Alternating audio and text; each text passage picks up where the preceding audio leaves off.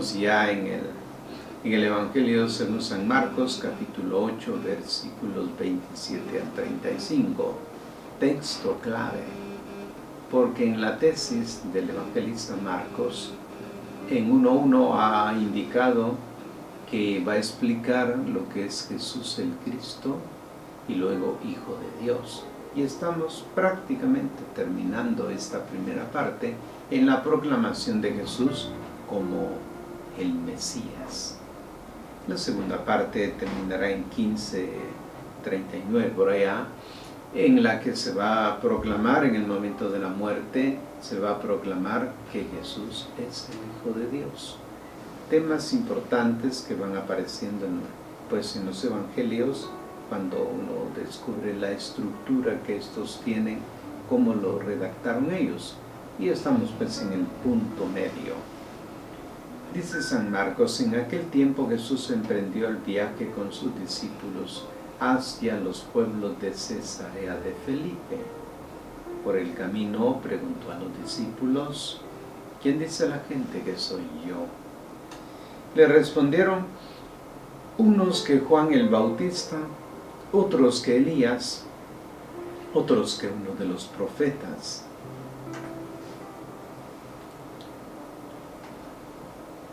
Él les preguntó: ¿y para ustedes quién soy yo? Respondió Pedro: tú eres el Mesías. Entonces les ordenó que a nadie hablaran de esto. Y empezó a explicarles que el Hijo del Hombre tenía que padecer mucho, ser rechazado por los ancianos, los sumos sacerdotes y los letrados, sufrir la muerte y después de 3 días resucitar. Les hablaba con franqueza, pero Pedro se lo llevó aparte y se puso a reprenderlo. Mas él se volvió y viendo a los discípulos reprendió a Pedro: aléjate de mí, Satanás. Tus pensamientos son los de los hombres, no los de Dios. Y llamando a la gente con los discípulos les dijo: el que quiera seguirme, niéguese a sí mismo, cargue con su cruz y me siga. El que quiera salvar su vida, la perderá. Quien la pierda por mí y la buena noticia, la salvará. Hasta aquí el relato del Evangelio que corresponde a este domingo 24 del tiempo ordinario. En el Evangelio según San Marcos está presente en movimiento y detrás de él caminan sus discípulos, quienes desde el principio se dan cuenta de estar siguiendo un personaje extraordinario. Prestaron siempre mucha atención a lo que la gente decía de él.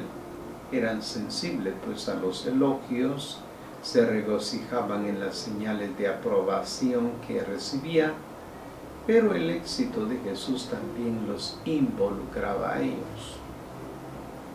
Sin embargo, incluso después de meses de comunión de vida con el Maestro, no habían logrado captar su verdadera identidad. Varias veces en los primeros capítulos de este Evangelio leemos que las multitudes y los discípulos mismos se han hecho pues esta pregunta: ¿quién es este? Tiene el poder de expulsar los demonios, Marcos 1:27. Hace prodigios, manda las olas del mar y éstas le obedecen, Marcos 4:41. ¿Quién será? Es un poco la expectativa que plantea el evangelista. Con la lectura de hoy comienza la parte central del Evangelio según San Marcos, en la que Jesús revela el misterio, responde a la pregunta que está en la mente de todos, muestra su verdadero rostro. El relato está ambientado en las cercanías de Cesarea de Felipe, la ciudad que uno de los hijos de Herodes el Grande fundó en el extremo norte de Israel y erigió como capital de su reino. está habitada en su mayoría por los paganos, y esto es quizás la razón que empuja a Jesús a dejar las ciudades y pueblos a lo largo del mar de Galilea y comienza un viaje hacia esta región. Demuestra que quiere llevar la salvación a todos los hijos de su pueblo, incluso a los más lejanos. Estamos en la mitad del Evangelio y es lógico pensar que Jesús esté llegando a la mitad del programa de la formación de sus discípulos. En el camino les hace dos preguntas, muy simple. La primera: ¿quién dice la gente que soy yo? Y más comprometida la segunda: ¿quién soy yo para ustedes? Pues el número de opiniones sobre Jesús que circulan entre las gentes ha sido reportado por el evangelista Marcos en términos más generales. El rey Herodes se enteró de Jesús, que su fama se había hecho célebre. Algunos decían que Juan Bautista había resucitado de entre los muertos y por eso tenía poderes milagrosos. Pero otros decían que era Elías y otros que era un profeta como los antiguos profetas. Sin embargo, Herodes decía: Juan, a quien yo hice decapitar, ha resucitado.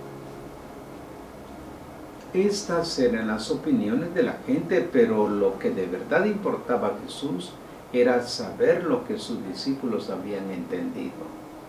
¿Habían vislumbrado algo más o compartían las opiniones de todos? Unos días antes les había dado una severa reprimenda. Y por eso, pues, cuando Jesús ya les había hablado sobre estas cosas, les había dicho, por ejemplo, ¿tienen acaso la mente cerrada? Así está el texto. Ustedes tienen ojos y no ven, tienen oídos y no oyen. Está en Marcos 8, 17, 18. Es decir, los mismos discípulos eran incapaces de intuir su identidad. Ahora llega la sorpresa después de referir lo que se corre entre la gente.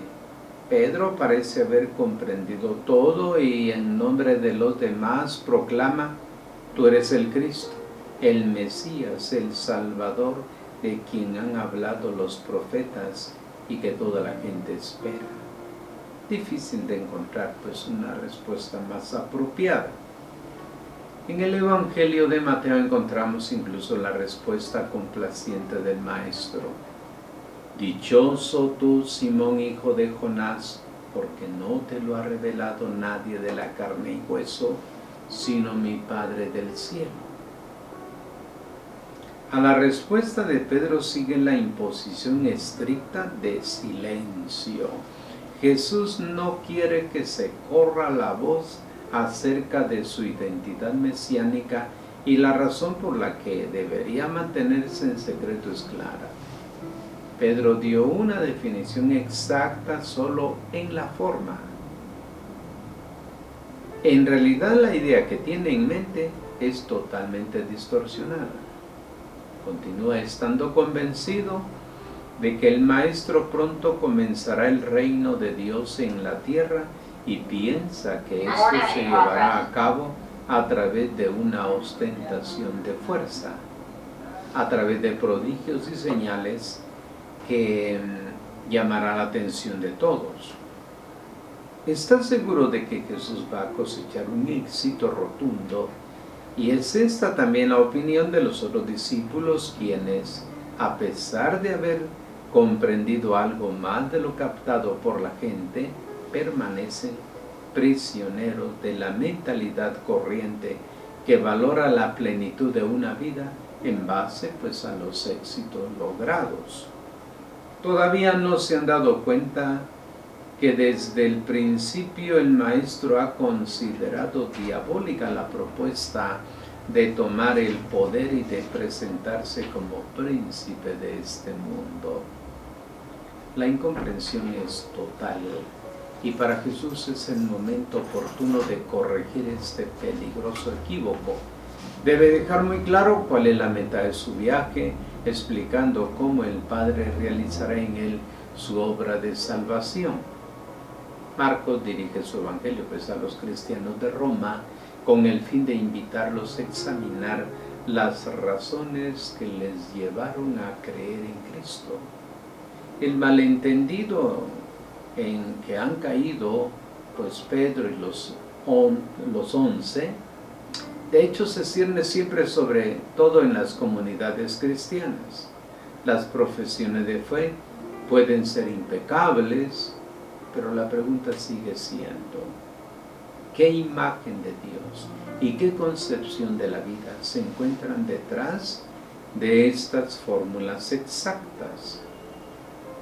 La segunda parte de la lectura, Jesús comienza a enseñar a sus discípulos que el Hijo del Hombre tiene que padecer mucho, que no está destinado al éxito sino al fracaso, que no triunfará sobre los que se oponen a su proyecto y que será derrotado. No va a Jerusalén con el fin de poner en fuga a sus enemigos, sino para entregarles su vida. Comienza a enseñar. Esta afirmación del evangelista es un tanto embarazosa. Deja entrever la decepción que podría causar un profesor quien a mitad del año escolar y después de haber explicado una y otra vez una lección, se da cuenta de que tienen que empezar de cero porque sus alumnos no han entendido nada. Los discípulos no pueden ni entender ni aceptar la propuesta de donar la vida. No es esa la razón por la que dejaron la casa, el barco, la familia para seguir al Maestro. ¿Dónde los quiere llevar? Pues a la ruina, a la derrota. Jesús no retira ni una palabra, es más, repite lo dicho 2 veces más. El Hijo del Hombre va a ser entregado en manos de hombres que le darán muerte. En 9:31. Miren, estamos subiendo a Jerusalén. El Hijo del Hombre será condenado a muerte. Se burlarán de él, le escupirán, lo azotarán y le darán muerte. 10:33 al 34. Este último anuncio es especialmente dramático porque detalla con insistencia las 6 acciones que constituyen la respuesta humana al Señor que viene a su encuentro para ofrecer la salvación. Seguirá una 7ª. Luego de 3 días resucitará, pero esta será la acción de Dios. La lógica humana no puede menos de quedar muda, desorientada frente a semejante perspectiva, y de hecho Pedro, en nombre de todos, reacciona, no por miedo a posibles sacrificios y sufrimientos. Sabemos que él estaría dispuesto a arriesgar su vida si fuera necesario, pero para vencer, no para perder. No le atrae lo más mínimo comprometerse con un proyecto absurdo. Le repugna emprender un camino que conduce al fracaso, por eso intenta que el Maestro cambie de idea. La respuesta de Jesús a Pedro, que quiere desviarlo de su camino, es dura. Aléjate de mi vista, Satanás. No tiene la intención de alejar a Pedro de él, sino que vuelva al camino correcto. Sus palabras no significan vete, sino vente detrás. Quédate conmigo mientras yo doy mi vida. Pedro cometió el error de colocarse delante de su Maestro. Movido por sus creencias religiosas, se sintió obligado a mostrarle el camino. Jesús le invita a volver a su puesto es detrás, y a seguir sus pasos. Lo llama Satanás porque, habiendo asimilado los pensamientos de los hombres que lo hace ciego e incapaz de entender la voluntad de Dios, acaba de sugerir al maestro, sin ni siquiera darse cuenta, opciones opuestas a las del Señor. Después de reprender a Pedro, Jesús llama a la multitud. Sorprende que a lo largo de la carretera que conduce a Cesarea de Felipe aparezca inesperadamente una multitud a la que previamente no había hecho ninguna referencia. Marcos la hace entrar en escena por una razón teológica. En esta multitud ve reflejada a muchos cristianos de su comunidad. Quiere ponerlos frente a las estrictas condiciones impuestas por Jesús a todos los que deseen seguirlo. Se trata de exigencias que no pueden ser mitigadas ni domesticadas para hacerlas más aceptables. Solo pueden ser aceptadas o rechazadas, pero no negociables. La radicalidad de esta elección, que no permite descuentos, subterfugios o reconsideraciones, se proclama en 3 imperativos. Niégate a ti mismo, toma la cruz y sígueme. Negarse a sí mismo significa dejar de pensar en sí mismo.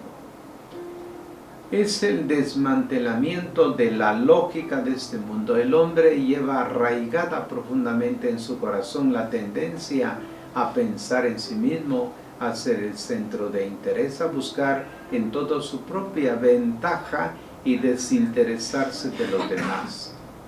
El que decide seguir a Cristo está llamado, en primer lugar, a rechazar este replegarse egoísta sobre sí mismo, a renunciar a tomar decisiones en vista del propio interés. El discípulo que ha dejado de pensar en sí mismo no le importa lo más mínimo el posible provecho o beneficio de sus mismas buenas obras que le pueden acarrear. Ni siquiera piensa en la gloria que le será reservada en el cielo. Ama gratuitamente sin esperar nada como lo hace Dios. El segundo imperativo es cargue con su cruz. Se refiere pues a la necesidad de soportar pacientemente las grandes y pequeñas tribulaciones de la vida, o menos aún es una exaltación del dolor como medio de agradar a Dios. El cristiano no busca el sufrimiento, sino el amor. La cruz era el castigo reservado a los esclavos, a aquellos que no pertenecían a sí mismos, sino a otro, al dueño. Abrazarla significaba tomar decisión de convertirse en siervo de los demás. Y Jesús lo fue, como lo canta el famoso himno de la carta a los Filipenses. Se vació de sí, tomó la condición de esclavo, se humilló, se hizo obediente hasta la muerte, y una muerte en cruz.